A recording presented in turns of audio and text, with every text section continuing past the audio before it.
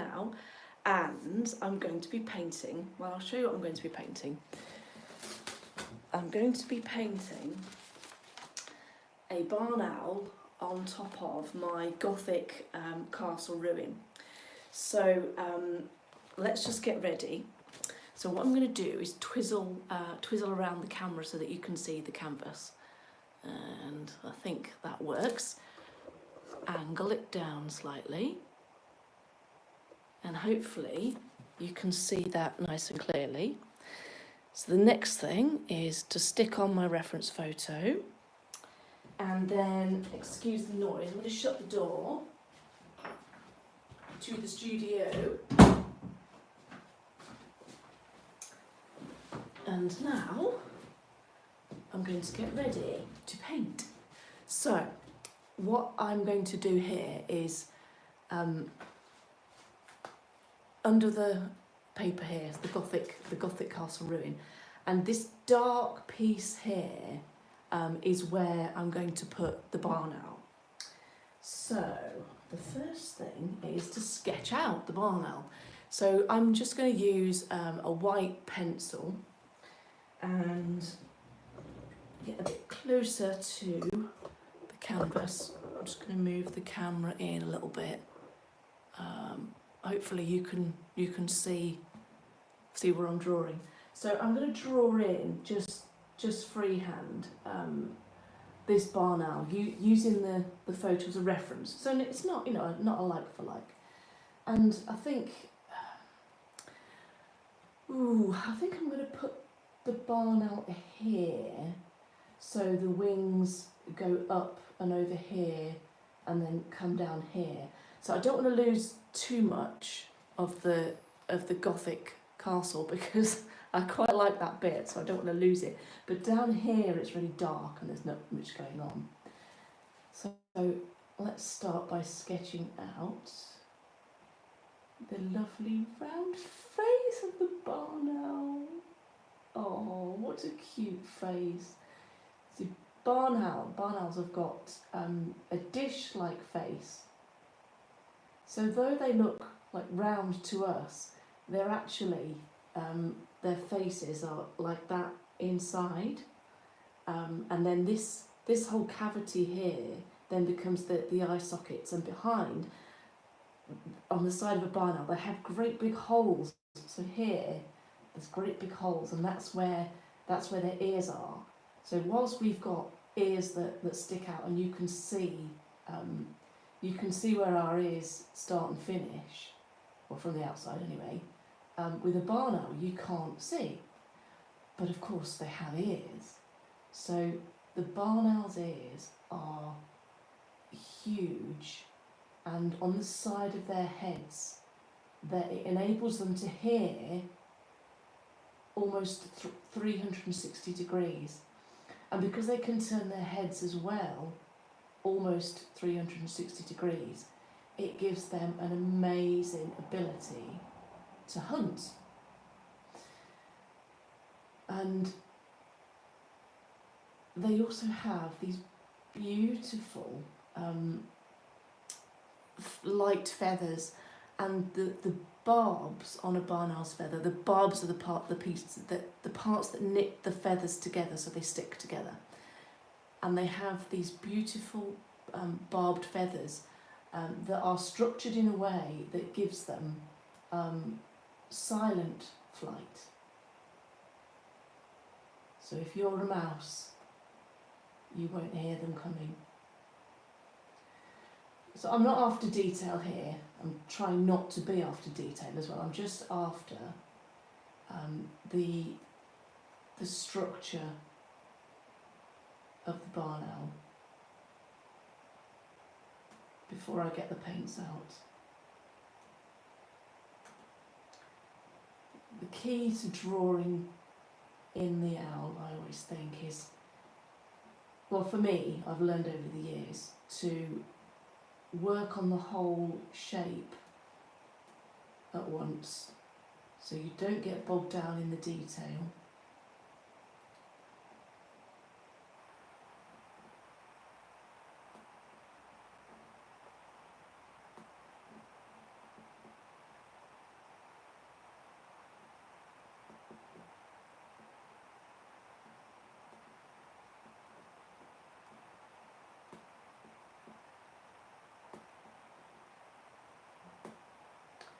don't know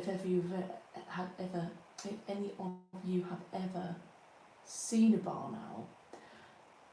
I've seen them in the wild. I've been fortunate enough, as I drive around, I tend to get the opportunity to drive around early in the morning on a number of occasions, and I was fortunate enough to see a barn owl. And honestly, they're like ghosts. This beautiful white thing just sort of appeared out of nowhere, and it was absolutely amazing. It really made me smile. See, for me, I mean, yes, owls, they're owl posting Harry Potter, and an owl has always been a magical bird. But for me, there's something more than magic. It's like otherworldly.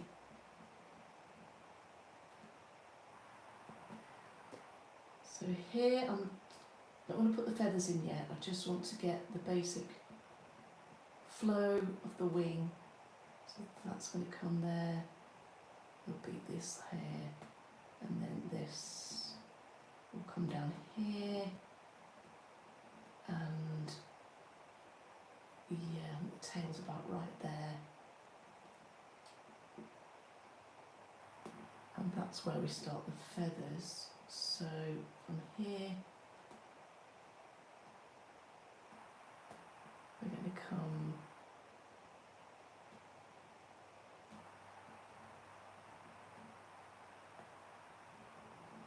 round.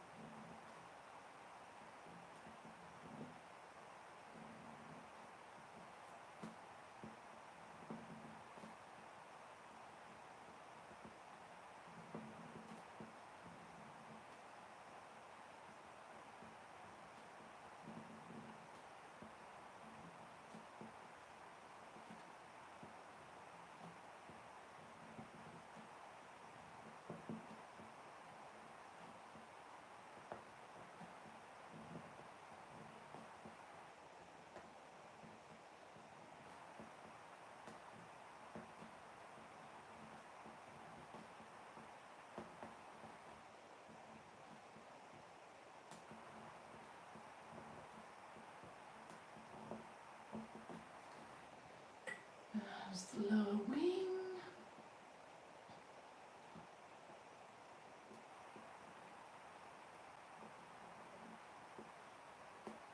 And the wings about there. And it's a bit wiggly till it gets to about there. Then we can see the wing feathers as it flaps. Right, that's enough with the pencil.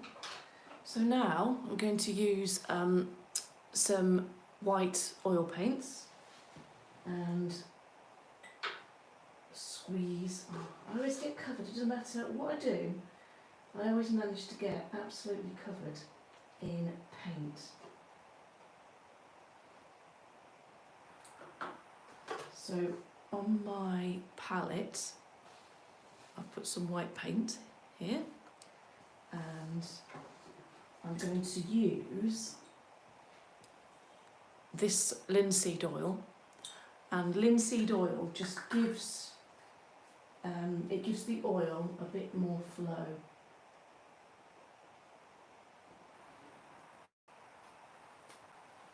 And let's choose the right brush for this. So at this stage, I'm just laying in the detail. Let's have a quick drink. My soda stream, this is what keeps an artist hydrated.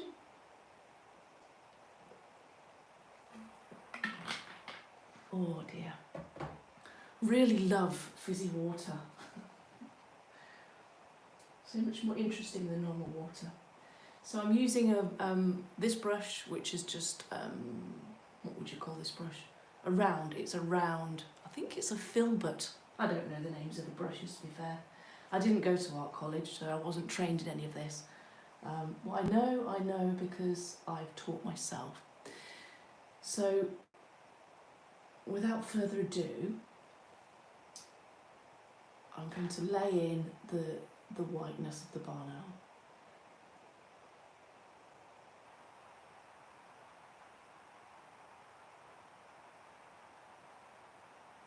So this is just about getting in the shape.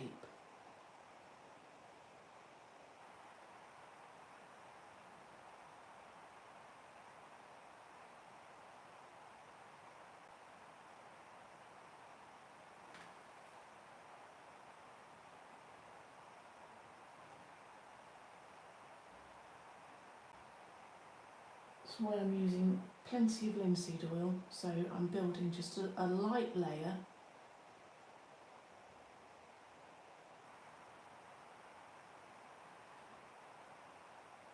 Some people only use one layer when they paint with oil paints, but for me, I've learned over the years that oil is a medium that you build up in layers to get the best rich effects. And you start with thin layers, and then as you build, the layers get thicker and thicker until you're using neat paint straight onto the canvas.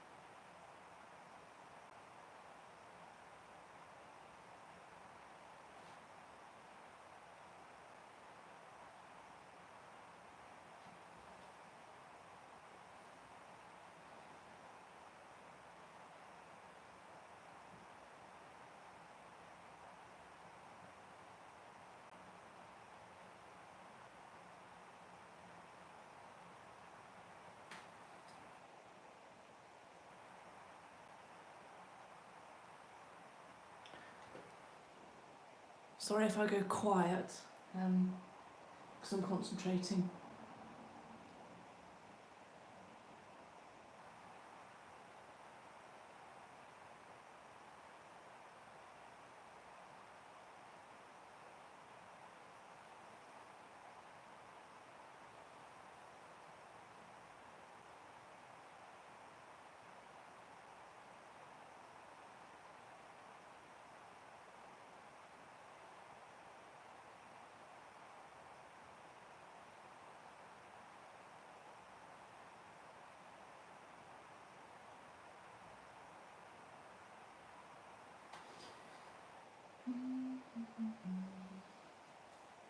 Sometimes I feel like I should play a little bit of background music for you when I'm painting, but I've only got the phone, and I go live from my phone, and that means that I can't play anything, because I think you can only do one thing at once.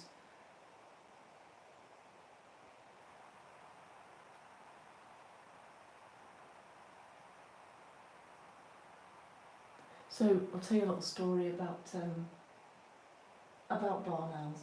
So there's an owl sanctuary near to where I live, near to the Red Line at Horton.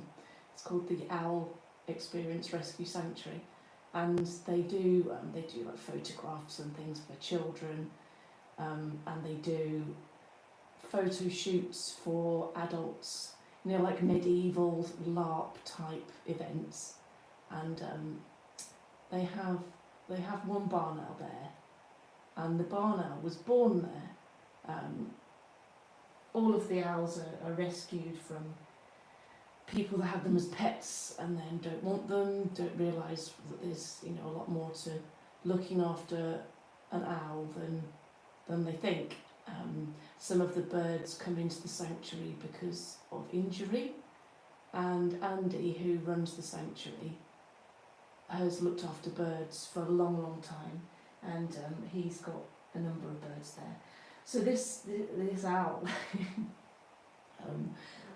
because the owl was basically born and raised there, the owl is imprinted on Andy as its parent. I don't know if you know much about the imprinting of birds, but when a bird is born, hatched from its egg, the first thing that bird sees, it imprints on as its parent, and this lovely beautiful owl has done that, and it basically flies around the sanctuary. It never goes anywhere. It doesn't want to because that's where it lives, and I was lucky enough to meet this owl and have it perch on me and hop over and see me, and it was just totally magical. Such a sweet bird. Soft feathery face, lovely.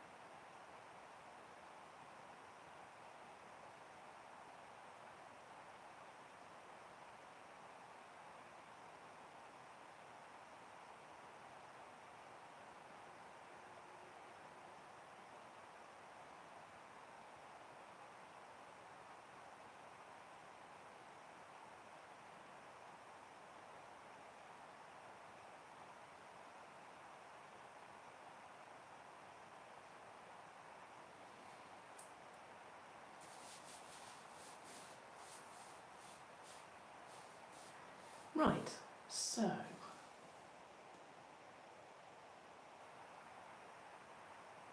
that's the basic shape of the barn owl.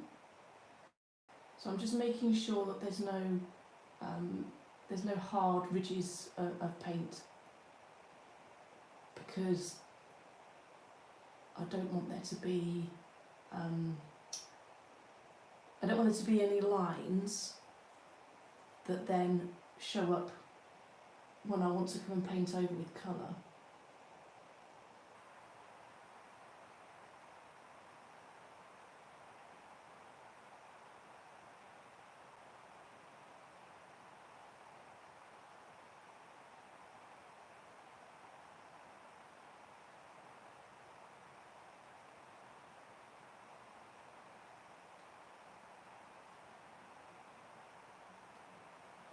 There we are.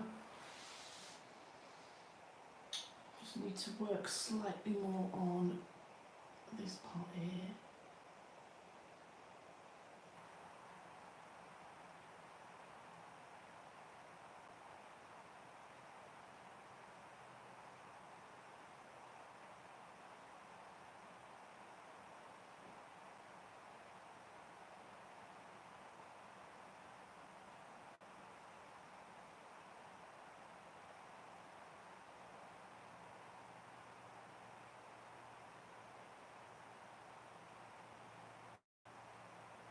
That's better.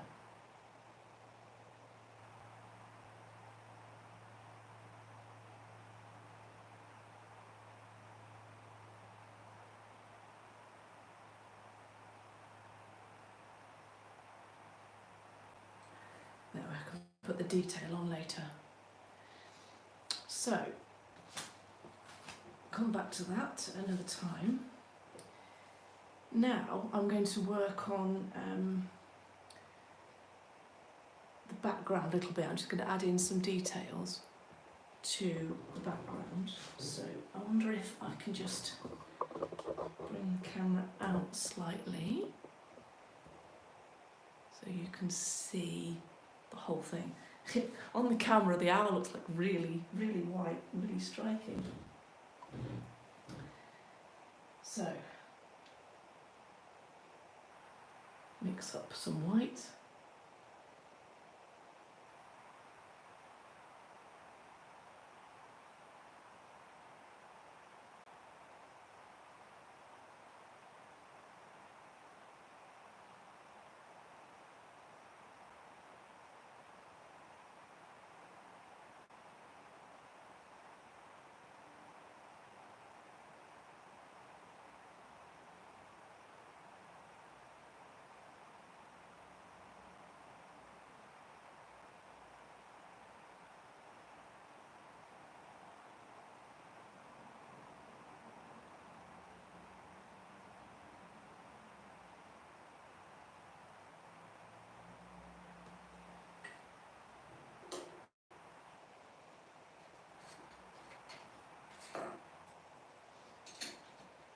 I'm just looking for my blending brush.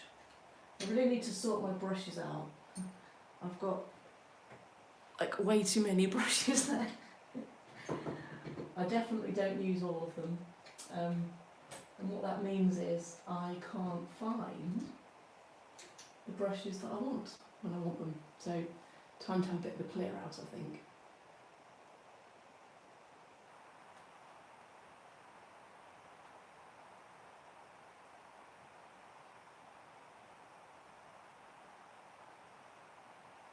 I'm just blending in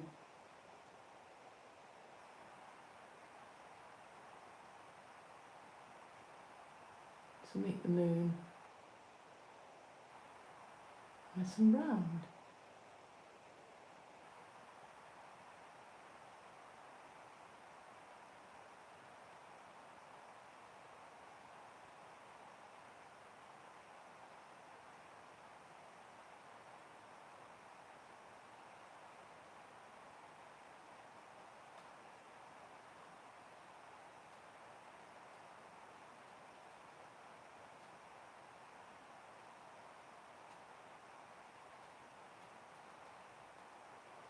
That's a bit better.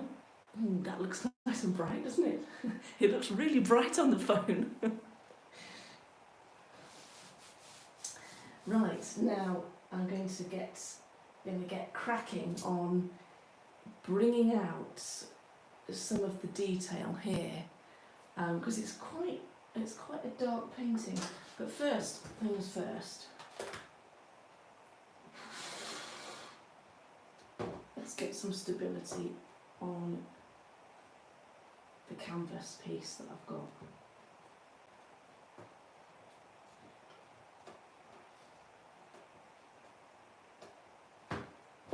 There we are. Now I've painted the moon in, you see, I can put this bit back. So what I want to do here is just lighten up some parts of the painting, because it's quite dark, which is good. I want it dark, but I want to be able to see a bit more detail. So I'm going to fetch out the yellow. This is Windsor yellow, and because I'm going to have to cut it with the scissors. Where are my scissors? There they are. Because the tubes get all crusty at the end, the lids then don't go on, and then you can't get the oil out. But there's a method to sorting it out, and that is to snip across the end, and then give it a squeeze and get the paint out. So I'm going to get some yellow, and I'm going to use some of this, which is Indian red.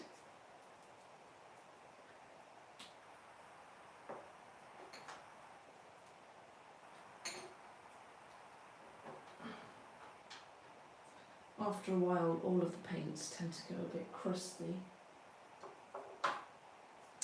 and I think I might want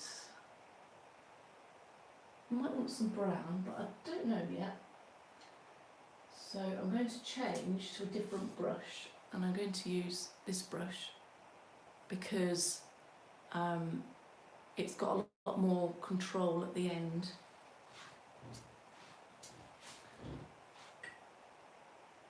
So I'm just mixing together a bit of yellow and a bit of Indian red, and a little bit of white as well. Now this might be too light. Let's see.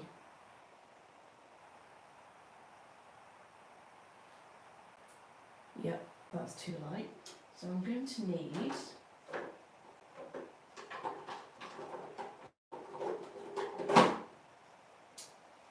this one. This is burnt umber.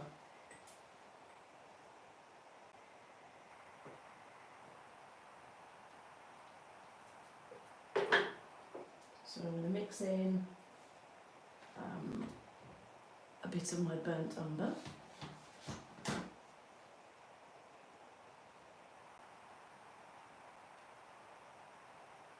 And just darken it down.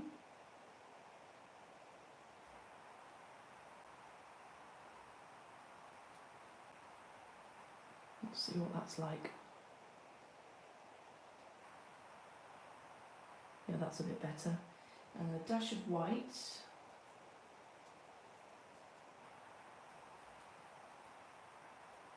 Just to cream it a little bit. Yeah, that's better.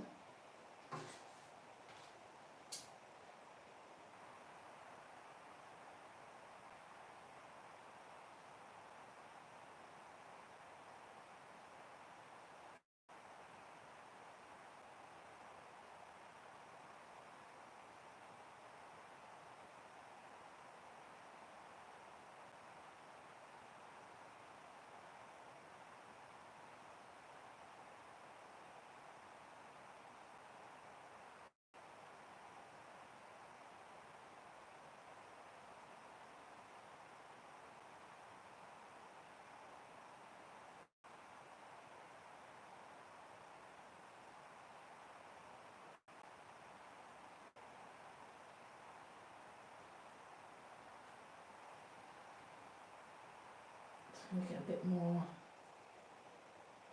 of brown.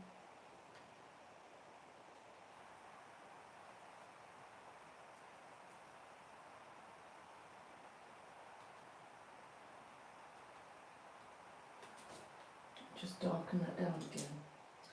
I could also do with a bit of blue. Normally I sort of squeeze out all the paints that I want before I get going too much. But I'm not very prepared today. So we're going as we go, really.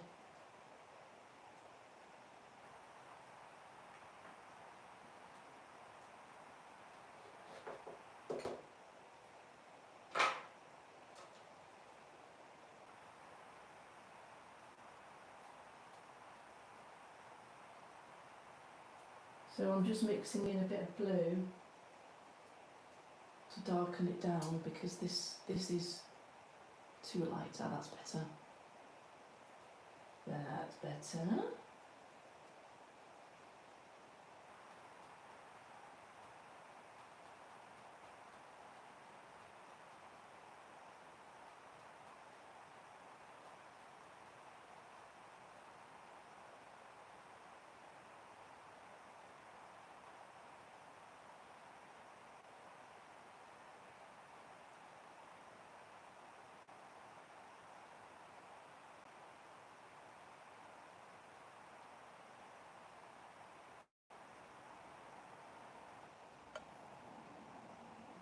That's a better colour.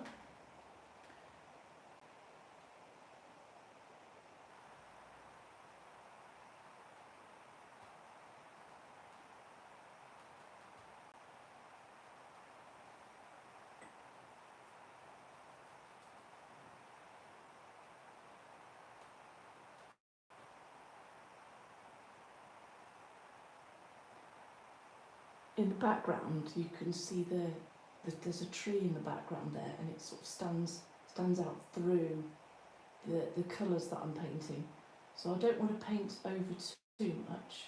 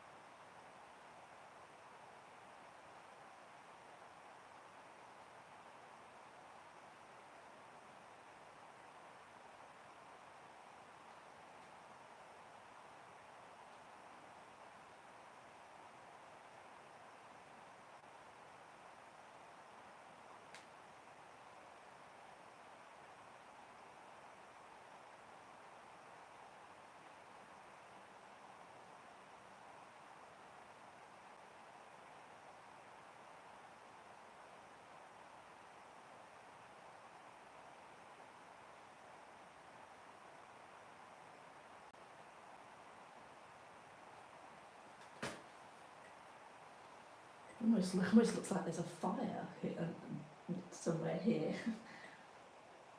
Not sure if I want to keep that effect or not.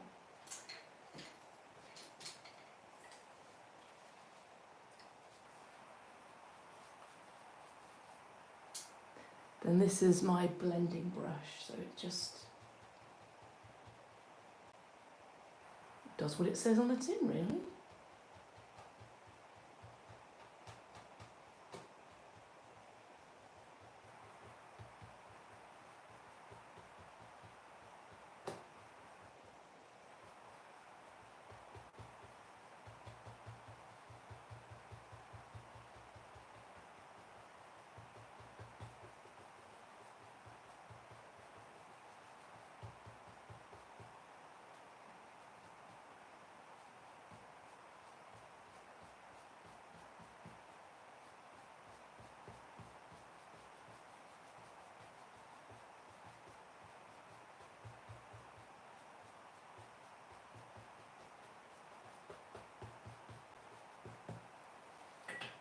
That's nice. Yeah, I quite like that. I might keep it. I might paint over it. So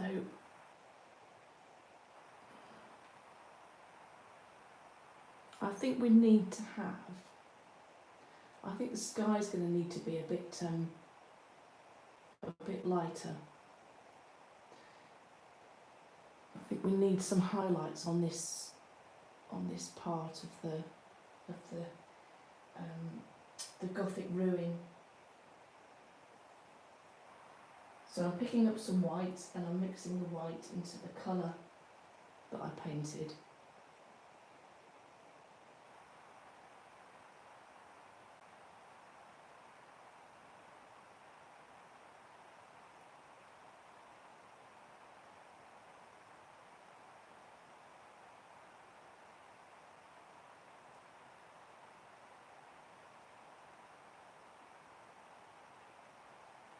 And I'm bringing in just a few highlights. And then here, the window of the Gothic castle would have a ledge. So I'm painting the ledge in.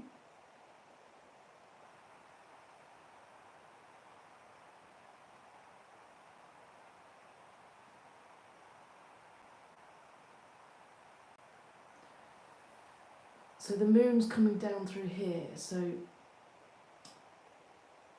this will be illuminated by the moon. And then some of these stones here, so I can actually pick up a bit more white and mix that into my colour, and then just give the effect of stones.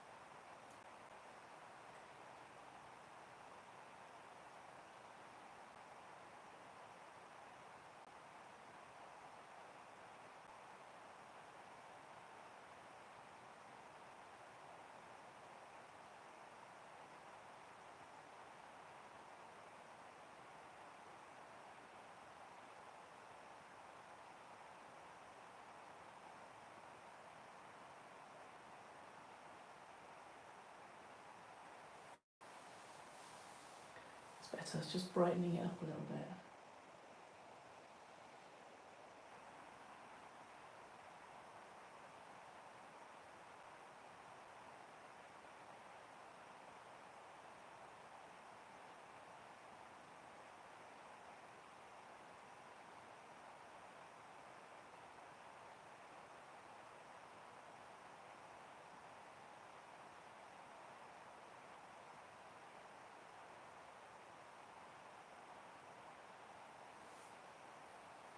This one's in the background, so that's going to be quite dark.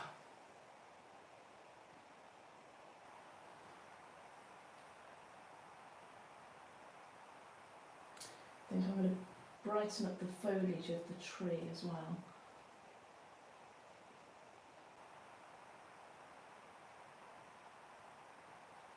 Maybe even a bit brighter than that. It's funny, the painting looks a lot brighter on the phone that I'm recording this on than it does to me here, but that's fine.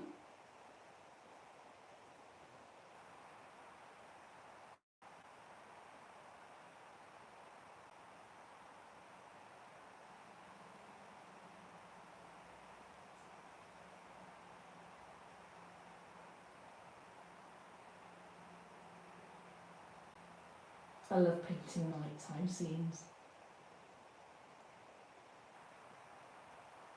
I do paint day scenes, I do paint like landscapes and autumn trees in the daylight, but there's just something, I don't know, something about the night sky and the night animals that I really like.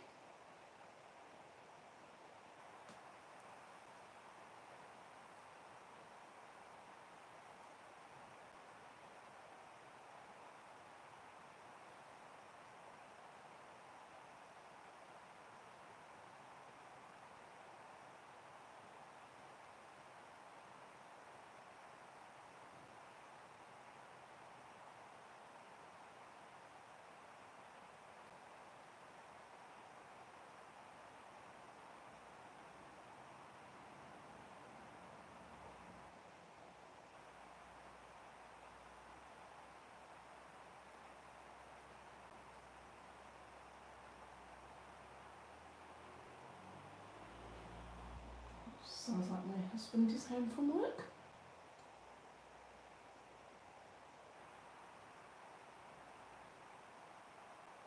Oh, that looks a nice effect, that does.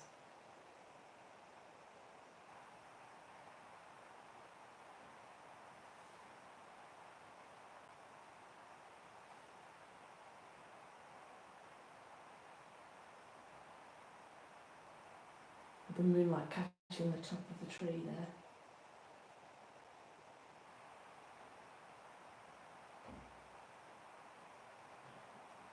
You don't want too much.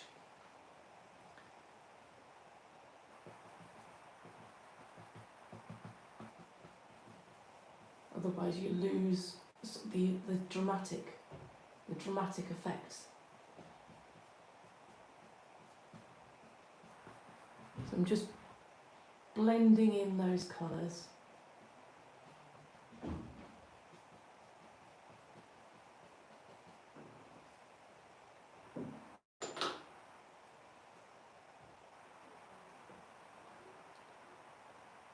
Yep, I can hear my husband downstairs, and my cat is probably going to come tearing up the stairs shortly, and that means that he wants his dinner. I can hear Cat Dad in the background fussing Dennis.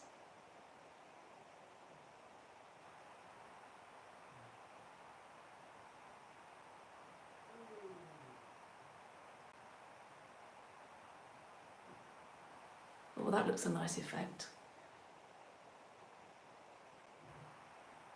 Yeah, I like that.